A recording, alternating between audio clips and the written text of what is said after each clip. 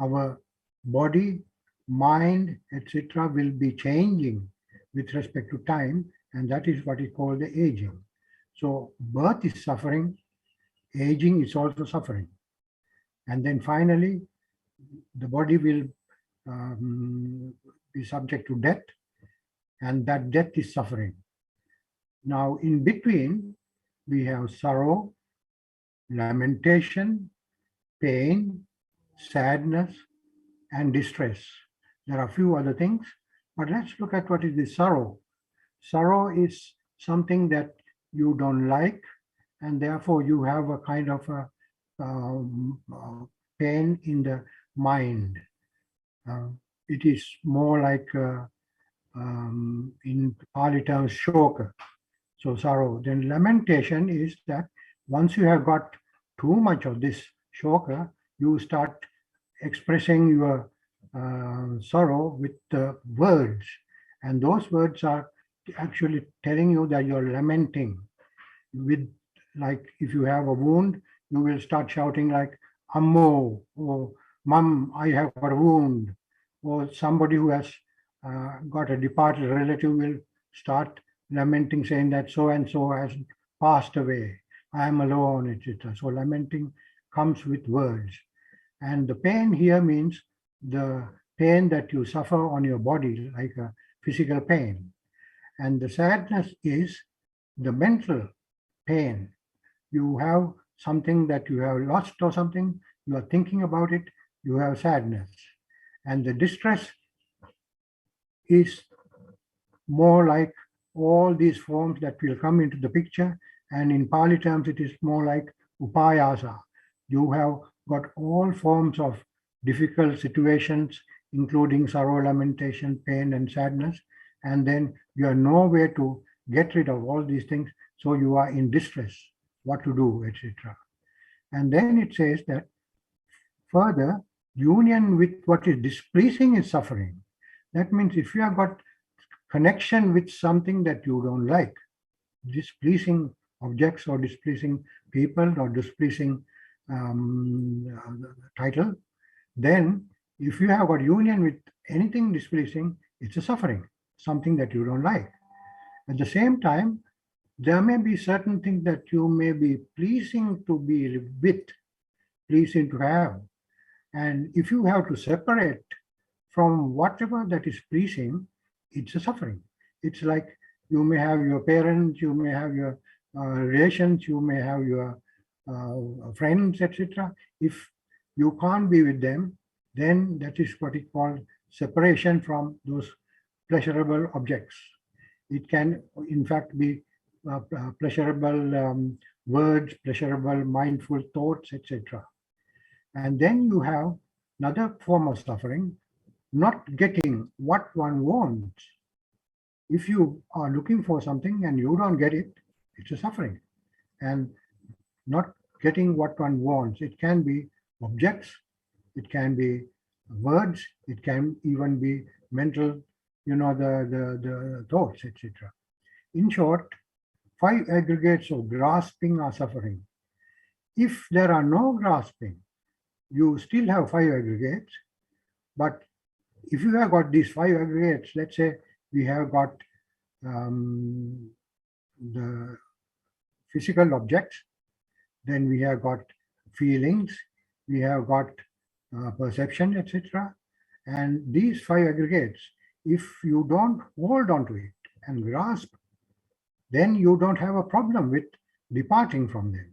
But if you are grasping them and then hold on to them tightly, clinging onto them, then it becomes suffering by the time you have to lose these aggregates. So let's go on to the next, what he has discussed further, and that's called the noble truth of suffering. Now, this actually involves more parts that will be discussed in the subsequent stage. And if you go to the next stage of the presentation for this, after the noble truth of suffering, we get the noble truth of origin of suffering. It is the craving which gives rise to rebirth, accompanied by pleasure and delight.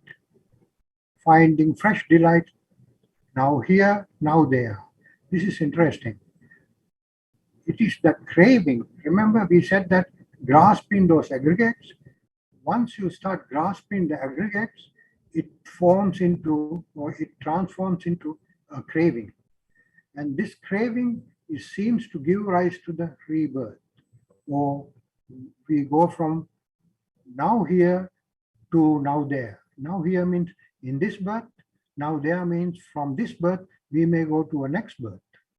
This birth can be from this world to a different world after our death, or in fact, you can in fact take from one moment to the next moment. In one moment, you were having a certain type of craving. Because of that craving, you go into the next instance and you don't have that craving to be satisfied. And therefore, you have this problem. So the problem of origin of suffering is mainly due to the craving. So the craving which gives rise to rebirth, accompanied by pleasure and delight. So we have got this pleasure and delight accompanying, which finding fresh delight, now here, now there. This delight is termed in Pali as Nandi. So if you are looking for whatever this craving that gave rise to rebirth, and you would like to get it again and again, and therefore you have now here, now there, because of which we have got this delight that's coming into. So that is to say, craving for, we have got sensuality, craving for existence, craving for non-existence. There are three parts here. Sometimes we crave for sensuality. And a good example given by doctor is that if you are going for getting a mango to the mango dealer, you would have probably a little money left over because you have spent whatever the earnings that you have got on other things like rental and bills and various things, and you have got a very little amount of money. And when you go to the mango dealer, you are only able to get a mango that is not fully ripe or fully satisfactory type of mango. Instead, what you get is a kind of a rotten mango. So part of that rotten mango, which is very bad, can be cut off, and you can use only a little bit of the mango, and you have to be satisfied with that little bit of the rotten mango, and that is what we call the sensuality that comes in, and therefore craving for sensuality. You sensually, you are appreciating the little bit of that bad mango, and therefore you are happy with that, because that's all what you could do for the time being. But then after some time, you make up your mind, this is the only thing I can do with the little money that I have got. And therefore, what I would do is that I will make this system of earning money and spending on my bills, and then use this extra money that I have managed to save to find this rotten mango and live with that. And that is what we call the craving for existence. Even without the mango, I would like to live, but in this particular situation, I want to exist. But how can I exist? I can only exist in this situation, using the mango that I can buy for the little money. Now, you come to a stage sometimes that the taste that you get using this sensuality, etc., from that mango, sometimes you might be able to obtain the same taste without having a mango, even if it is rotten. These days, you may see that the mango taste can be obtained, and that mango taste need not be obtained directly from eating a mango. And that is what we call craving for non-existence. Why craving for non-existence? Even if I don't have the taste of the mango, I would probably like to get the taste of that mango in a different form, and therefore I have got the craving for non-existence.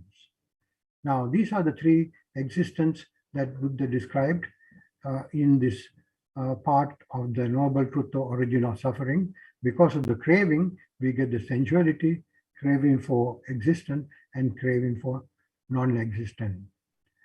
And where does this craving arise and establish itself?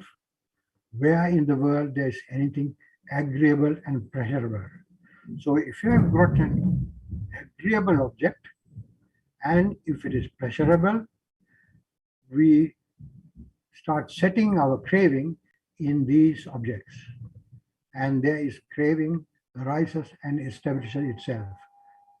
And let's go back to the next stage of the discussion that we had.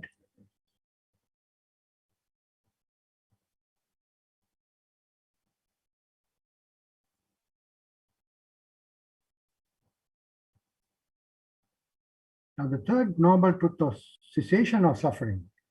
In the complete fading, it is the complete fading and extinction of this craving, its forsaking and abandonment, liberation from it, detachment from it.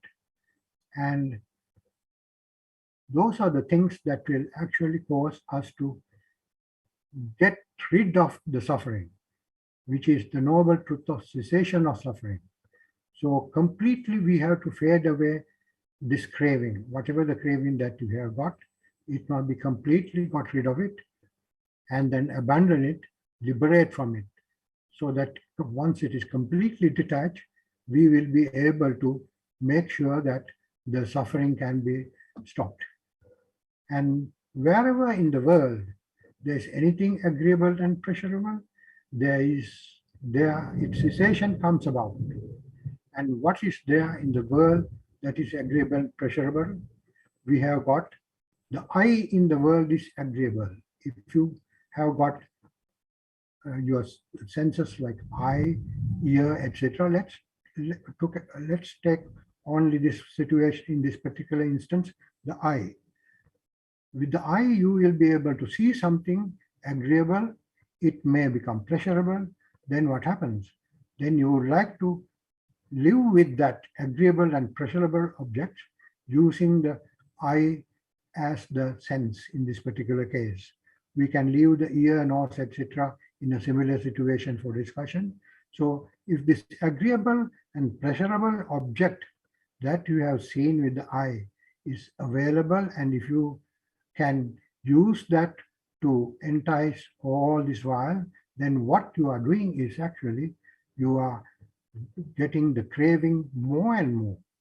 It is not the way that we should do that, because if you have got craving more and more, you are not actually trying to cease it or what is called completely cease the suffering that is going to end. Because if you have got the agreeable and pleasurable object that is not going to last, then you will see that we have the problem of aging that comes into the picture with the situation of this object being taken away from your pleasurable and agreeable instance. So let's go back to the next stage of looking at the fourth noble truth of the way, which is the practice leading to the cessation of suffering.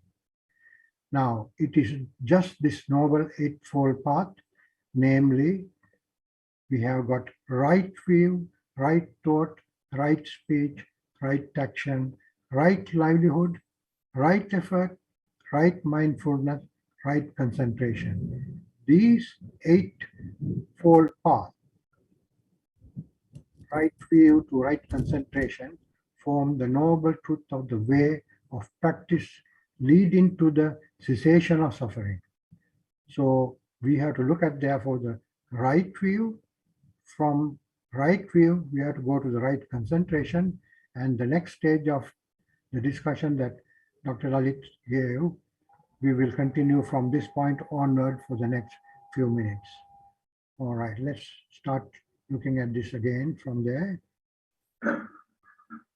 It is just this noble eightfold path, namely right view, right thought, right speech, right action, right livelihood, right effort, right mindfulness, and right concentration.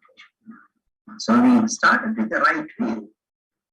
And in the right view, we understand that it is suffering.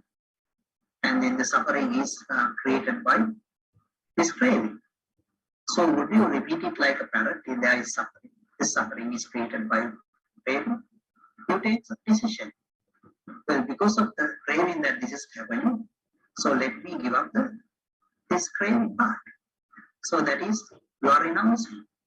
So you can see we are now coming to the thought of renunciation. So that is the right thought. Thought of renunciation, thought of non-malevolence, thought of non-harm. So they are linked to each other as well.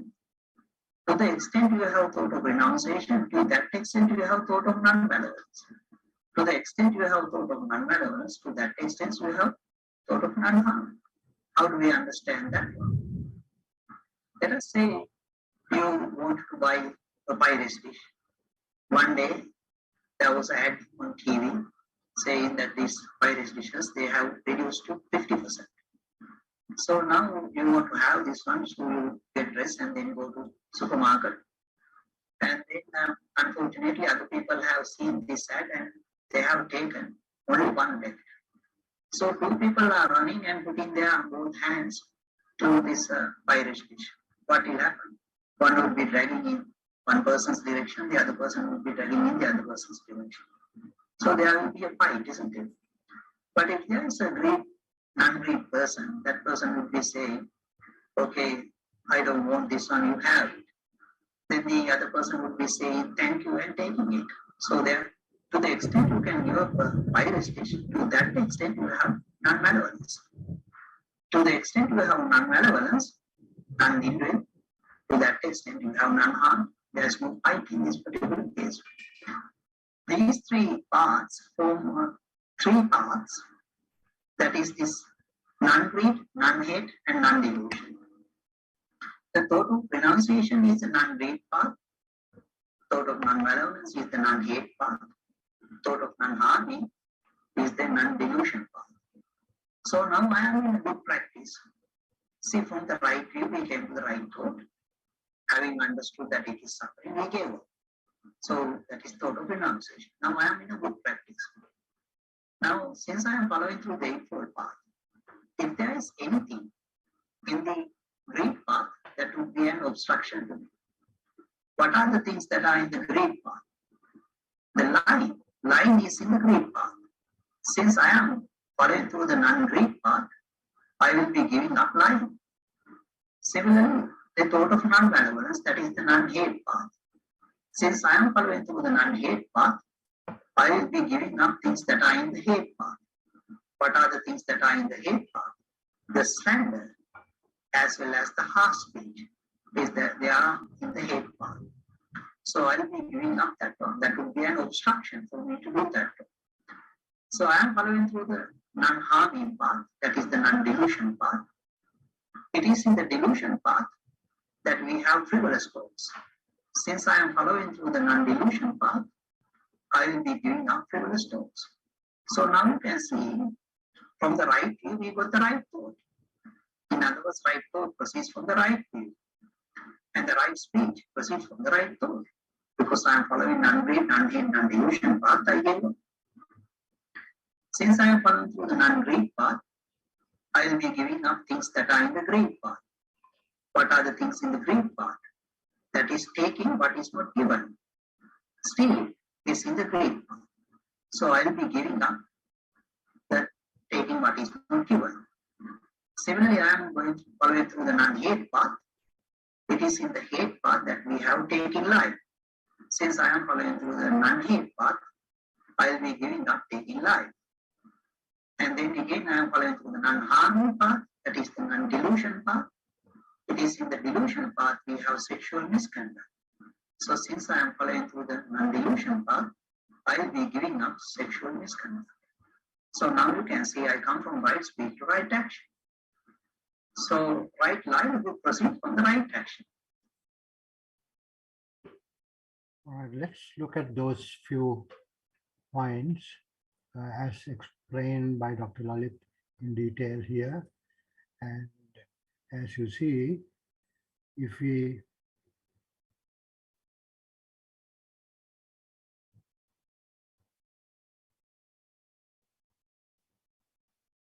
if you look at the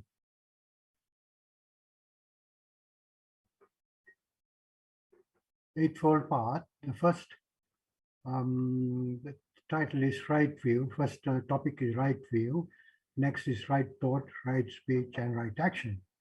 So in the Mahachattari Sutra, in the middle length, gives all these descriptions, and that's the best sutra that you can look at it. And the right view is the knowledge of suffering, the knowledge of the origin of suffering, and the knowledge of the cessation of suffering, and the knowledge of the way of practice leading to the cessation of suffering.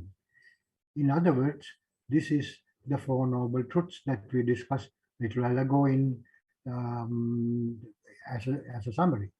So we have the suffering, we have the origin of suffering, and the cessation of suffering, and the way of the practice leading to the cessation of suffering. And we said that the suffering, the origin of suffering is because of the craving. And it's a matter of getting rid of the craving and finding out the way of practice leading to that method. Now, from the right view, we come to the right thought. Now, the right thought is the thought of renunciation, and the thought of non-malevolence, and the thought of non-harming. Now, the thought of renunciation, what do we have to renunciate? We have to renunciate or give up certain things that we are holding. And because we are holding, and the fact that we are holding certain things that cannot last for a long time or cannot last forever, we have the craving instilled because of these reasons. And if you can get rid of these cravings by renouncing them, then we have this idea of renunciation, and therefore the thought of renunciation. Now, the thought of renunciation is linked to the next stage of non-malevolence. Now, if you are taking about the word non away, it's malevolence. Malevolence is the anger or the displeasure part of not having whatever you like. And then the third part is the non-harming or harming part. If you take the non-part, the harming part is the result that comes with the malevolence and the craving, and therefore these two are linked to this, and harming is therefore connected with these three, with the other two aspects of renunciation and malevolence as well. So if you have the right thought, we have to renunciate and then get rid of all the greedy aspects, greediness. And we have to get rid of all the anger and other aspects that will come with this malevolence or hate, etc. And in the case of harming, this is connected with the delusion. We have got a lot of delusion, because of which we have got this harming thoughts, etc. So the three things that we discuss here are interconnected.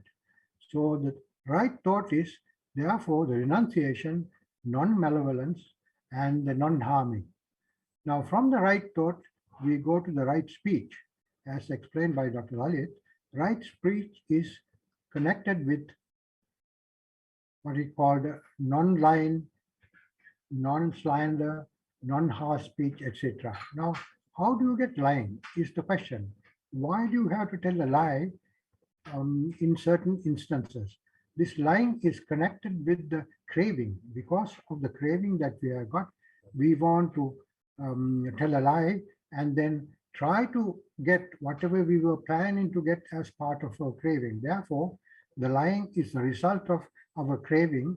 So if you start giving up craving with the help of this renunciation, then we can get rid of lying. So that's how the renunciation and the lying are connected, and how we can get rid of lying or refraining from lying. Then we have got the slander here and the harsh speech. The slander and harsh speech are connected with the hate or the malevolence. So if we can get rid of malevolence or have non-malevolence, we are refraining from slander and refraining from harsh speech. So supposing you are angry, you have malevolence, and you immediately will probably go into harsh speech and try to threaten somebody, and then get whatever you want using this threatening speeches, etc. And therefore, you will use malevolence or the hate to use this harsh speech and slander, etc. And the best right speech is therefore part of this refraining from slander and refrain from speech. Now, the fourth part here, refrain from frivolous speech, comes from this delusion part, which is coming from the harming. So if you have got delusion, naturally you will be talking about various things that are not necessary for attaining Nibbana. Nibbana, as you see, is the only place where you can have a long-lasting peace. Anywhere else, if you think that you can stay, it will be only for a moment or for a short while, etc. Therefore, there is no permanency in that. So if you are thinking that you can refrain from frivolous speech, which actually lead to delusion, then you are getting the part of the right speech completely fulfilled. So part of right speech, therefore, is refraining from lying, which comes from the craving, refraining from slander, which comes from the hate and malevolence, refraining from harsh speech, also comes from hate and malevolence, and finally, refraining from frivolous speech, which comes directly from delusion. So you can see these three right thought, which is actually thought of renunciation, thought of non-malevolence, thought of non-harming, are therefore useful for us to come to the right speech. The word right view, right thought, right speech, right means the perfect state of the view, thought, and speech that will lead us to the Nibbana, not anywhere else. So let's look at the next point, number 4, right action and right livelihood, etc. from that point onward. Fighting this particular case. These three parts form three paths, that is this non-greed, non-hate, and non-delusion. The thought of renunciation is the non-greed path, thought of non-malevolence is the non-hate path, thought of non-harming is the non-delusion path. So now I am in a good practice. See, from the right view, we came to the right thought. Having understood that it is suffering, we gave up. So that is thought of renunciation. Now I am in a good practice.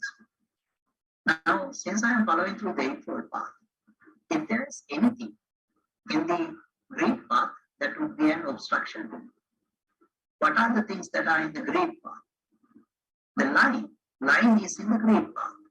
Since I am following through the non-greed path, I will be giving up lying. Similarly, the thought of non-malevolence, that is the non-hate path. Since I am following through the non-hate path, I will be giving up things that are in the hate path. What are the things that are in the hate path? The slander, as well as the harsh speech, is that they are in the hate path. So I will be giving up that one. That would be an obstruction for me to do that one. So I am following through the non-harming path, that is the non-delusion path. It is in the delusion path that we have frivolous thoughts. Since I am following through the non-delusion path, I will be giving up frivolous thoughts. So now you can see, from the right view, we got the right thought. In other words, right thought proceeds from the right view. And the right speech proceeds from the right thought. Because I am following non-greed, non-hate, non-delusion path, I gave up. Since I am following through the non-greed path, I will be giving up things that are in the greed path. What are the things in the greed path? That is taking what is not given.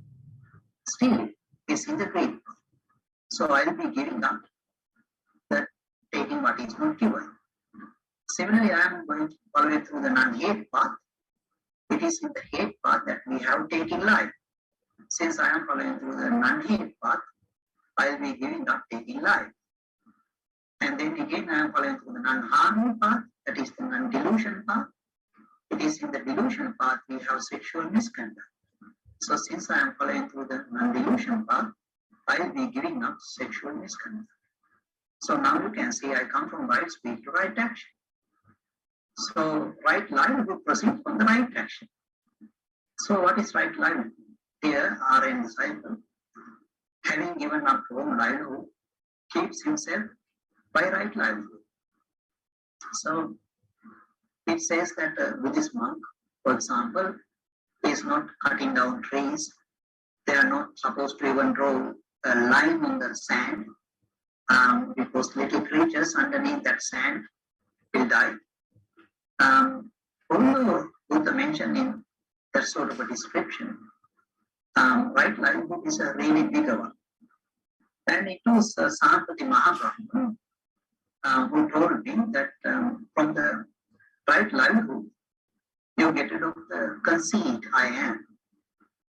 So those days, that one is a sort of a far apart things for me because the wrong livelihood and the conceit. The right livelihood, you get rid of the conceit. I will explain that one using an example. Let us say there is a starvation time on earth and there are no food, but fortunately you have eaten and there are 2 packets of noodles left in your cupboard. Let's go back one step to continue our discussion. And if I go back to the right speech where we stopped, and after right speech is the right action.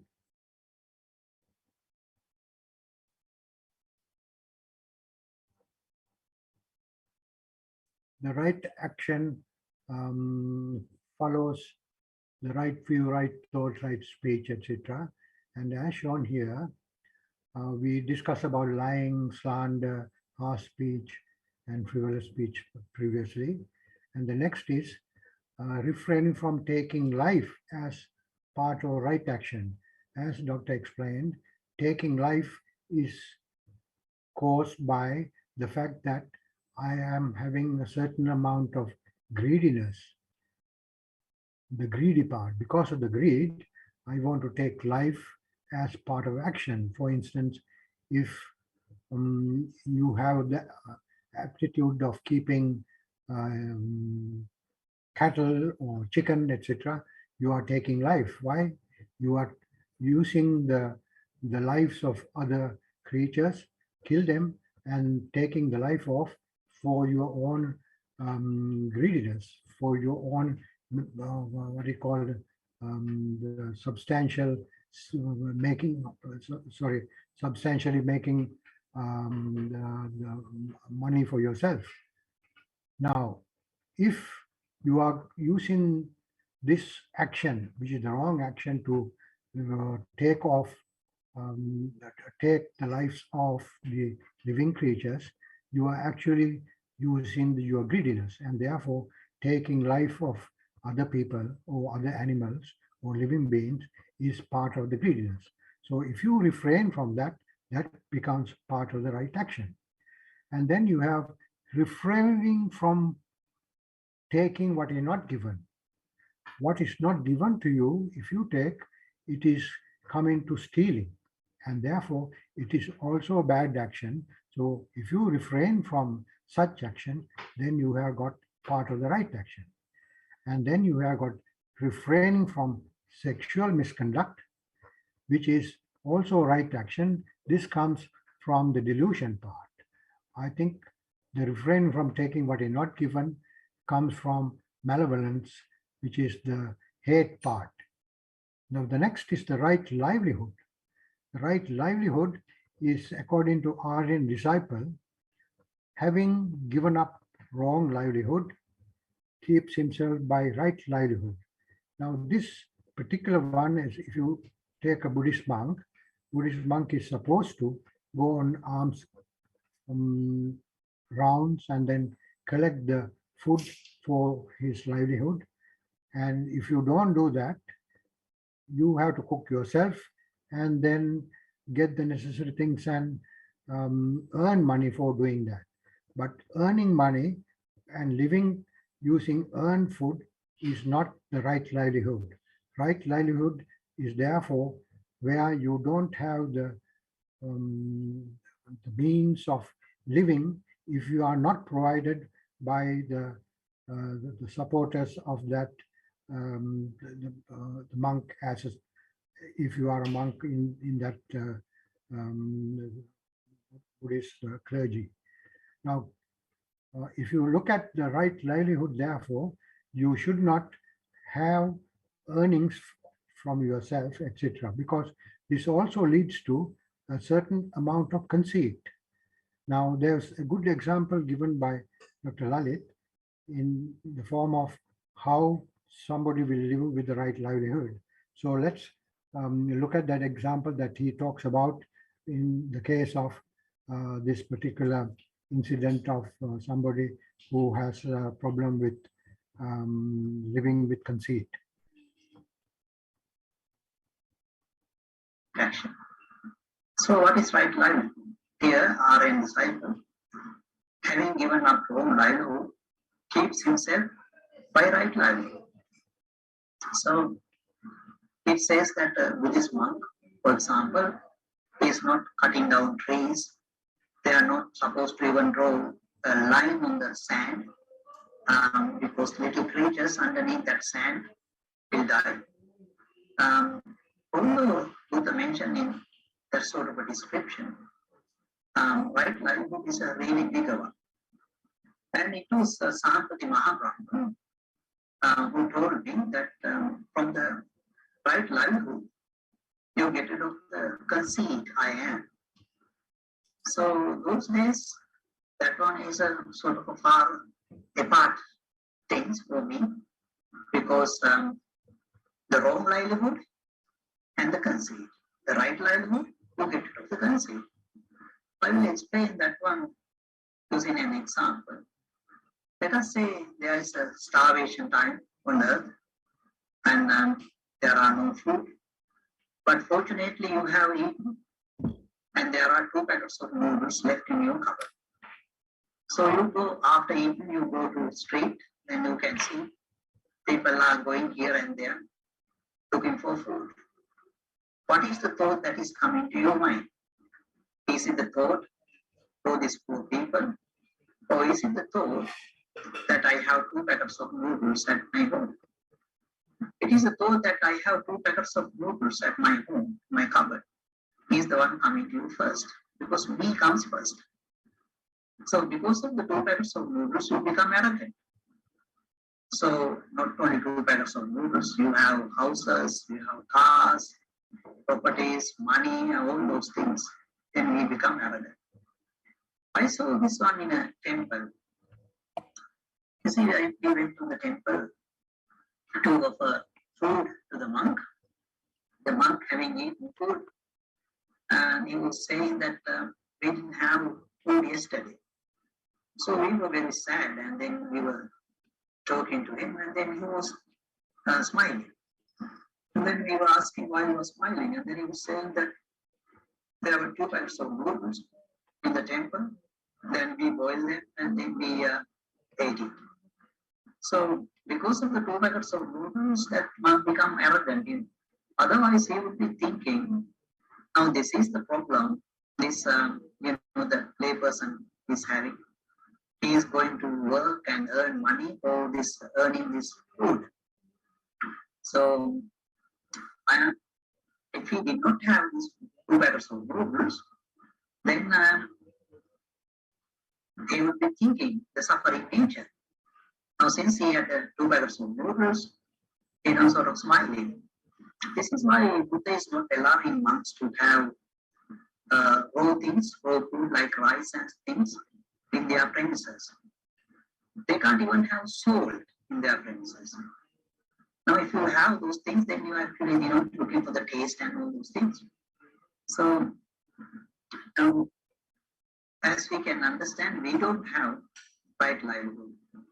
We live on wrong livelihood. So, this who has got this right livelihood? A Buddhist monk who is going in the alms round, not touching money, only that person has got the right livelihood. Even if you're going alms round, if you are touching money, then you don't have the right livelihood. Because from the money you can buy anything, isn't it? You can buy even meals and so on for the night time also. Any sensual pleasures you can buy from those things. So we don't have right livelihood. We live on wrong livelihood. So these two things, this right action and the right livelihood, is form a part of meditation. Noble Eightfold Path meditation, consisting of 4 meditations. That is this Bhavitakaya in Pali, that is the development of body.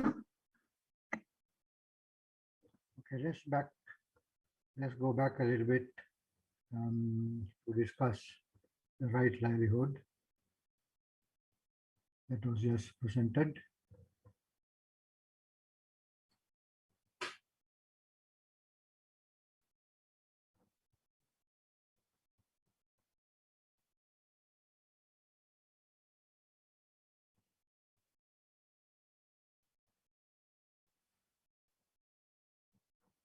So what was explained by Dr. Lalit in detail was the right livelihood. He said that we should not keep any money in our premises.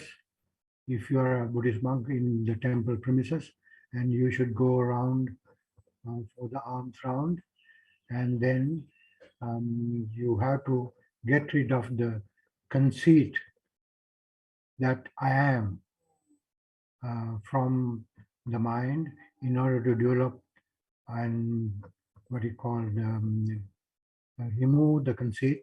You have to leave whatever the food that can be obtained from the alms round. Now, there is one other thing that is important here is that if as lay persons, if we are doing a job and earn money, then we make use of that money to buy whatever we like for sensual pleasures, etc. Therefore, we don't have the right livelihood as lay persons. But a bhikkhu who goes on alms round and who does not touch even money, with which if he can use for sensual pleasure the money, if he doesn't have the money, then he can actually have a right livelihood displayed from this description as given by Dr. Lalit. So now he goes to explain further the next stage of the Four Noble Path, the Eightfold Path. And in this description,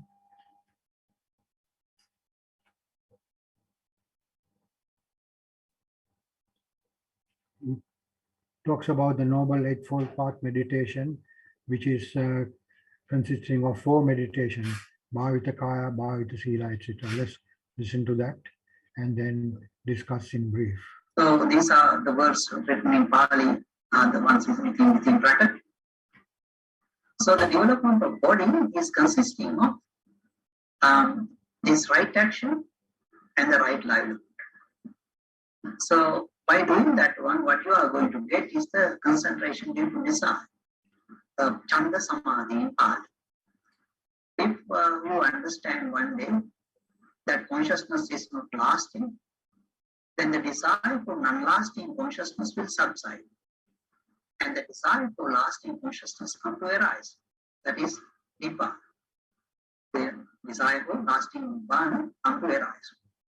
So what is helping us to have this concentration due to desire? It is the right action and the right life. So when you don't have right action, what you have is the wrong action. That is killing, stealing, sexual misconduct. How does the right action help? You see, if you have a wrong action like killing, can you kill an animal without taking a long breath? By the time you think that I will kill that animal, you take a long breath. When you're lifting up a knife to kill the animal, you take a long breath. When you are stabbing, also you are taking a long breath. So if you are not going to do that one, then you are not going to breathe in. You are not going to take a long breath to think that I will kill. You are not going to take a long breath to stab the animal and so on. So with that one, the cessation, inhaling and exhaling, and with that one, you go into the fourth jhana concentration, and then from that one, you get the concentration due to desire. And again, the stealing is a wrong action. You know, on a Sunday afternoon, and normally if you're a person who is working, Sunday afternoon, you are getting a long breath that tomorrow I have to go to work. So going to work is considered as stealing. We will explain this on the third day of the course. So then for that, if you are not going to go to work, then you don't have to breathe in, that I have to go to work. So with that one, there is the cessation of inhaling and exhaling. And then you reach the fourth jhana concentration. From the fourth jhana concentration, you get the concentration due to desire. So what is helping the right action, the right livelihood? How does it help? Can you take a plate in your hand, go to next door neighbor and say, I'm trying to watch TV and have fun, have children. Could you please help me? Other person will chase you out. But a Buddhist monk can go to other person's house and say, having known there is suffering in the world, I'm trying to get rid of it. Could you please help me? Then that person will give some food. So today, how we were raised? We were raised, you stand from your own feet. Let's go back to the previous page and then look at the Bhavita Kaya, or the development of the body. Now the part starts with the Four Noble Truth Eightfold Path, Noble Eightfold Path meditation, divided into 4 parts: development of body, development of virtue, development of mind, development of wisdom. Now, as part of the development of body called Bhavita Kaya, we have got these 2 parts. One is the right action, and the other is called a right livelihood.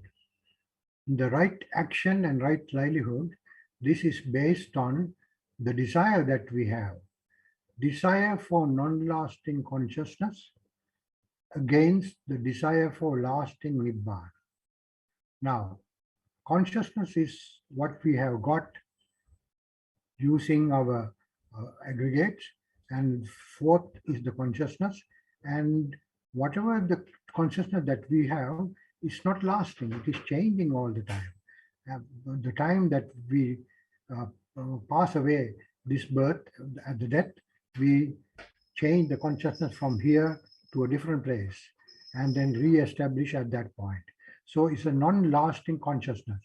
So if you look at the consciousness, it is a time-dependent factor, whereas the Nibbana is lasting Nibbana, and lasting Nibbana is a time-independent. If you attain the Nibbana, and that is the lasting thing.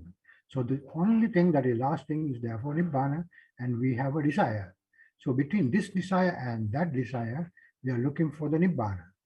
Now this desire is very temporary, and we therefore want to have this Chanda Samadhi, which is the desire. What is the desire for?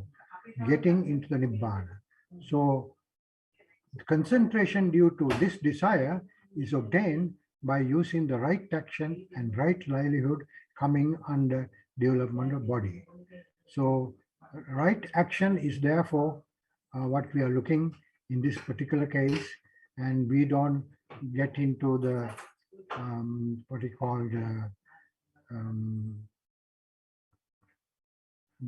action that lead to killing then stealing, and sexual misconduct, etc. So that's coming under right action.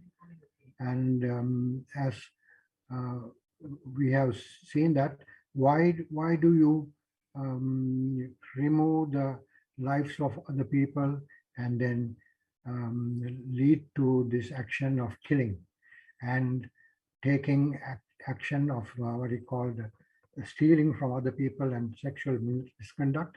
And if you can get rid of that, we can actually lead to the right action. And this was explained in detail by Dr. Lalit in his discussion that we just played.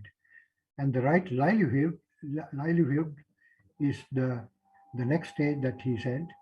And this is what he's going to discuss next. And it involves a Buddhist monk going on arms round and then trying to find out how he can get rid of this uh, suffering in the samsara. And then once you have got rid of that samsara, you are actually having the desire for lasting nibbana. Because of that, he can develop this concentration due to desire, and which is coming in the Chanda Samadhi. So let's look at the next stage of the description given by Dr. Lalit. You're going to breathe in, I'm going to take a long breath to think that I will kill. I'm going to take a long breath to stab the animal and so on. So with that one, the cessation, inhaling and exhaling, and with that one, you go into the fourth jhana concentration, and then from that one, you get the concentration due to desire. And again, the stealing is a wrong action. On a Sunday afternoon, and normally if you're a person who's working, Sunday afternoon you are getting a long breath that tomorrow I have to go to work. So going to work is considered as stealing. We will explain this on the third day of the course. So then for that, if you are not going to go to work, then you don't have to breathe in, that I have to go to work. So with that one, there is the cessation of inhaling and exhaling. And then you reach the fourth jhana concentration. From the fourth jhana concentration, you get the concentration due to desire. So what is helping the right action, the right livelihood? How does it happen? Can you take a plate in your hand, go to next door neighbor and say, I'm trying to watch TV and have fun, have children. Could you please help me? Other person will chase you out.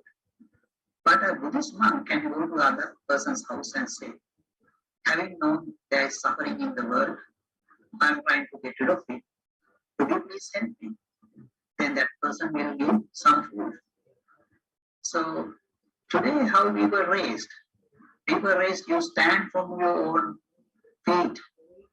You learn and earn money. Don't go for pity. But what Buddha is saying, if you want to end this samsara, going from birth to birth, then that sort of livelihood is not, not making the way for you to do that. So you need to become sort of a Buddhist monk and then go in the arms round and then, not doing any work. In other words, getting rid of the stealing part and then live a life. So right livelihood, take your conceit away. You have the conceit that I am such and such, I'm an engineer, I'm a doctor, I have to behave this way, I have to live such and such a life. So we have become arrogant. So the purpose of the right livelihood, that you have less conceit, therefore you are happy to take a plate in your hand and go for arms round and sort of beg for food or things to end this samsara. So there will be one above from this one, from the Eightfold Path, and one below.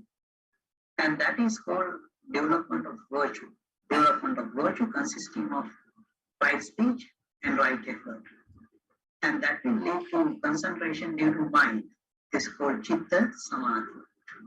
So this, to explain this concentration due to mind, let us say that you are studying for an exam, and then two people are coming near you, and then they start talking. So they have these frivolous talks. And then your mother or father is saying, please go somewhere and talk, let this child study. And now they are not nearby you. You can't hear their nonsense. But aren't you actually blaming them? You know, these people who are here and talking rubbish and not letting me study. So there is this mental rambling inside your mind. So this mental rambling is coming from what is called this initial application and sustained application. That is how you verbalize. First you want to have the initial application, sustained application in your mind.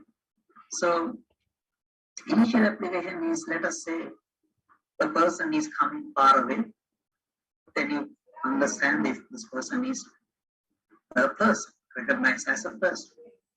So that is initial application. Then that person is coming close by, that person's hair is short, so it's a man, hair is long, so there's a person is a woman. So that is called sustained application. Or else, let us say, a bee is coming to a flower, so that is the initial application. It is gyrating around the flower, is the sustained application. So using initial application, sustained application, we utter the speech. So if you are not blaming anyone, even from your mind, then you have this concentration due to mind. Your mind is so calm. You see, sometimes, maybe you are meditating, a fly is buzzing around, and then you are saying this stupid fly and so on. So this initial application, sustained application, you are verbalizing it in your mind. So if you are not blaming anyone, then you get the concentration due to mind. So what is helping us? Right speech and right effort. So if you don't have the right speech, what you have is the wrong speech. So that is lie, harsh speech, frivolous talks, and slander. If you have right speech, what can you actually say? You can say it is suffering, and then the cause of suffering, cessation of suffering, and the path leading to the cessation of suffering. That is the Four Noble Truths. That's all you can say. If you say this curry is yummy, tasty, then that is actually considered as wrong speech. So, in the Aryan sense. So, since we have the right speech, we are not blaming anyone of things, so there will be the concentration due to mind. But for us, not to speak is very difficult, isn't it? Even if you come for the meditation session, two people meet, they want to talk and talk. So, you need to have the effort. So that is right effort we are talking about. Okay, let's discuss this particular slide about development of virtue, Bhavita Sila. It has got two parts, right speech and right effort. Dr. discussed in detail what is right speech. And as you see, right speech means that we have got all the wrong speeches that we make or wrong words we use, such as lying, harsh speech, slander, and frivolous speech must be removed. If those wrong parts of speech are removed, we have got the right speech.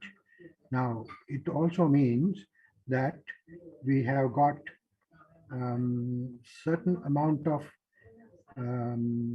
initial application and sustained application, because of which we have got these different types of wrong speech parts being displayed most of the time in our lives. So in order to get rid of these things, we have to remove the initial application and sustained application of maintaining wrong speeches. Now he explained in detail what is meant by initial application. You get into a subject like bee coming to a flower, and then sustained application is the bee goes around the flower and looking around to see from where to enter, which part of the flower that he should enter, etc. So that is called sustained application. So what it means is that with all these wrong type of what we call initial and sustained application, we get into mental rambling that involves lying, harsh speech, slander, and frivolous talk, etc. So, as Dr. Lalit explained, that Buddha says that the right speech should only be to talk about what is suffering and what is the cause of suffering and what is the cause of cessation of what is the cessation of suffering and what is the path leading to the cessation of suffering. In other words, we should only talk about Four Noble Truths and nothing else.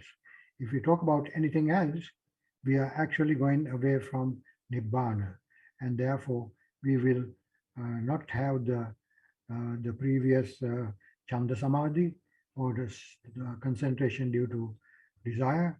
And now if we exercise right speech and the next stage of explanation that Dr. is trying to give, right effort, we will have the concentration due to the mind called Chitta Samadhi. So let's look at the right effort in the next stage. Okay. This right effort is fourfold. Let us look at it. And here it says here a monk rouses his will, makes an effort, steers up energy, exerts his mind and strives to prevent the arising of unarisen evil unwholesome mental states. What are the unarisen evil unwholesome mental states? There's the thinking imbued with sensual pleasures, that is sensual desire thinking, ill thinking, and harming thinking. So do you have sensual thinking, desire thinking at this particular moment? You don't. But when you go to the street, if you see beautiful women, beautiful men, children, and so on, then you get the sensual desire thinking. So in other words, you are good at home. When you are going outside, you get this sensual desire thinking. So having known that one, you put effort to prevent it, prevent the arising of those sensual desire thinking, ill thinking, and harming thinking. So this is you can see sort of pre-think before you put the condition. And then there's this second effort. He rouses his will, makes an effort, steers up energy, exerts his mind and strives to overcome evil, unwholesome mental states that have arisen. What are the evil, unwholesome mental states that have arisen? They are the greed, hate, and delusion. Do you have greed all the time? You don't have greed all the time. But you do have the delusion. Since you have the delusion, you get the greed and hate. Having known they are there with you, now you are trying to get rid of those things to overcome. So you are putting, he rouses his will, makes an effort, steers up energy, exerts his mind, and strive to overcome the greed, hate, and delusion. And there is this third effort. He rouses his will, makes an effort, steers up energy, exerts his mind and strives to produce unarisen wholesome mental states. What are the unarisen wholesome mental states? Here someone is thinking, let me have the faith of a stream mentor. You see the stream mentor, when he is in the stream mentor, it's the noble state, enlightenment state. And there are 4 stages. The stream mentor, once written, never written, and Dhara. That is the final. So the stream mentors, when he is in the attainment level, he is not regarding anything in the world as mind. So his mind is vast. Therefore, he has got the faith about the Buddha. So one is thinking, let me have that faith. In other words, you want to become a stream mentor. If you are a stream mentor, you want to become once written, and so on. So then this is something you don't have, you are trying to achieve it. And then there is this 4th effort. He rouses his will, makes an effort, steers up energy, exerts his mind, and strives to maintain wholesome mental states that have arisen, not to let them fade away, to bring them to greater growth, to the full perfection of development. So, what are the wholesome mental states that have arisen? And we mentioned in the third effort that you have the faith of a stream mentor. Let us say you are a stream mentor. Now you are in that level, attainment level, and then because you are not taking anything in the world as mind, your mind is so vast. So because of the vast mind, one might be thinking, this is Nibbana. The attainment is not the Nibbana, the attainment is towards Nibbana. So now having understood this particular path, now you want to maintain the attainment so that you can go to the next attainment and so on. So that is to maintain your wholesome mental state. So these four efforts are very important. Without it, you can't even get up from your chair. You can't learn or anything. So now you can see the Eightfold Path, we got four of them. Right speed to right effort. And there are two meditations. There is development of body. And because of that one, you cease your bodily formations. And then you go into concentration due to desire. The development of virtue consists in right speech and right effort. So your verbal formations will cease. And then you go into the second jhana concentration. And then you get the concentration due to mind. So now you can see your bodily action cease, your verbal action ceased. So what you left with? The mental actions. Now you want to get rid of these mental actions as well. Let's go back 1 or 2 slides. Now, this aspect that we are going to discuss next was explained in great detail by Doctor, and that is about right effort. Now, you will have noticed the right effort has got 4 parts. 2 parts are connected with unwholesome, evil, unwholesome mental states. And 2 parts are connected with wholesome mental states. Now, as you see, unwholesome mental states are bad, so we must get rid of them. And wholesome mental states are good. We should get them into our system. Now, if you look at unwholesome mental states or wholesome mental states, there are 2 stages of these states. One is things have not arisen yet, and one that have already arisen.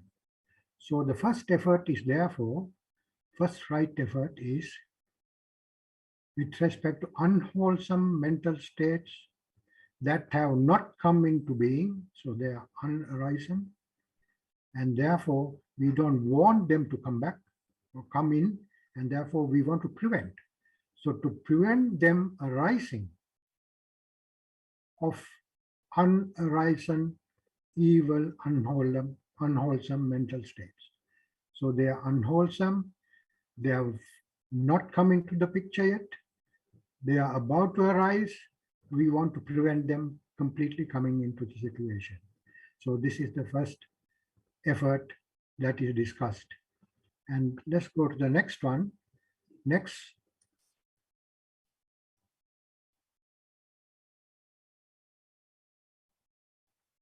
effort is also unwholesome mental states, as shown here.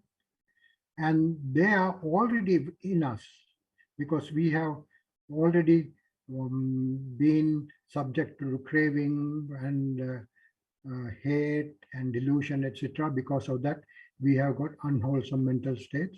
And what we want to do is to make an effort to diminish them or completely overcome them and remove them. So that is the idea of this second effort, to overcome, make and strive, and overcome evil, unwholesome mental states that have already arisen. That's why we said that these have already come into the picture. So we have got the problem with the craving, hate, and delusion, etc. So let's go to the next stage of the wholesome mental states. Now, this is the wholesome mental states. These wholesome mental states are unarisen. These are the things that we have not developed them yet. Some of these wholesome mental states that are considered here are things like going into the stream enterer, the first returner, and other aspects, etc. Those are the wholesome mental states. So if you are not a stream enterer, you make an effort and stirs up your energy, exerts, etc., and then try to become a stream enterer. If you are a stream enterer already, go to the next stage and then develop that unarisen wholesome mental states and become the once returner, etc. So you can keep on doing until you become Arahant. So that is the third effort that we are discussing here. And the next stage is the fourth stage is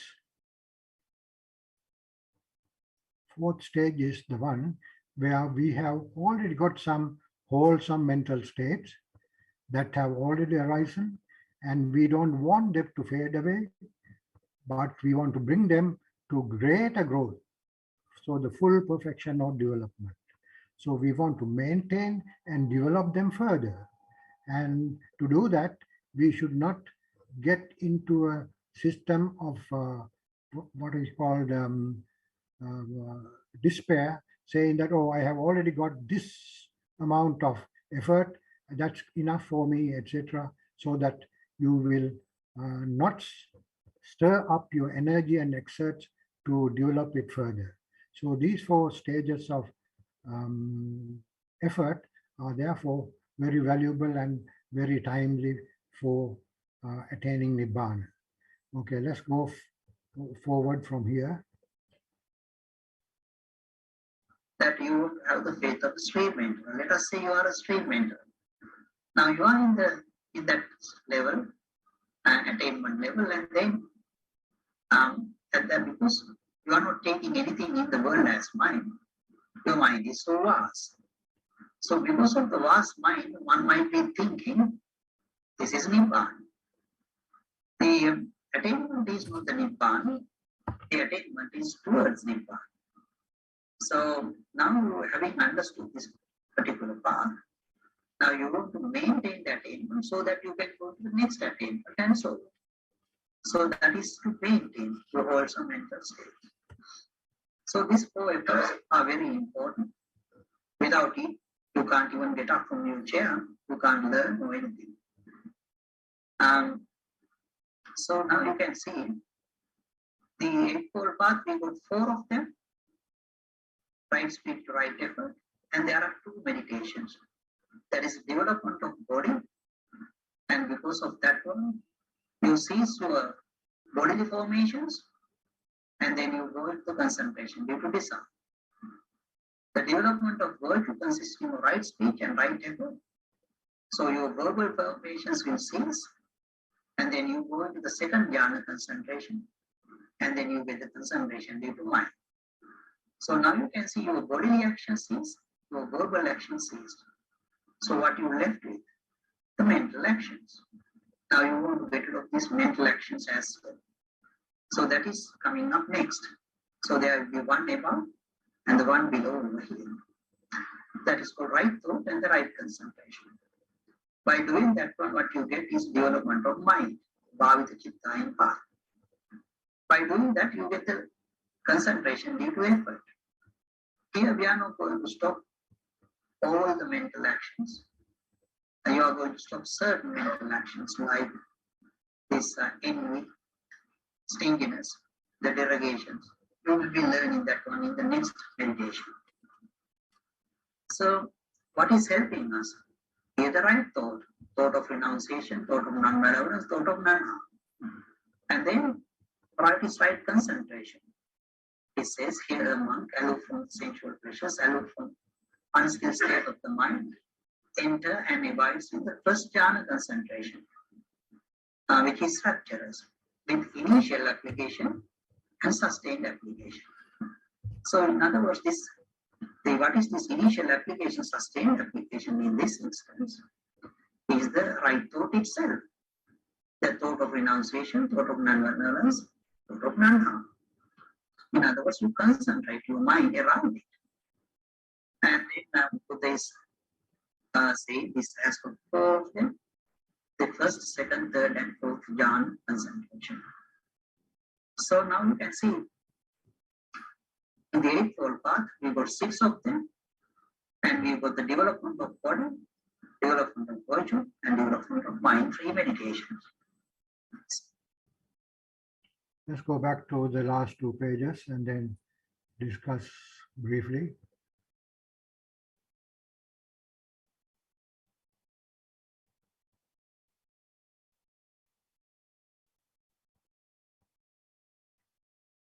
Now we have just finished looking at right effort and right speech on top, and those 2 will develop the Bhavita Sila, and the 2 inside one, right action, right livelihood, we discuss develop the development of body called Bhavita Kaya.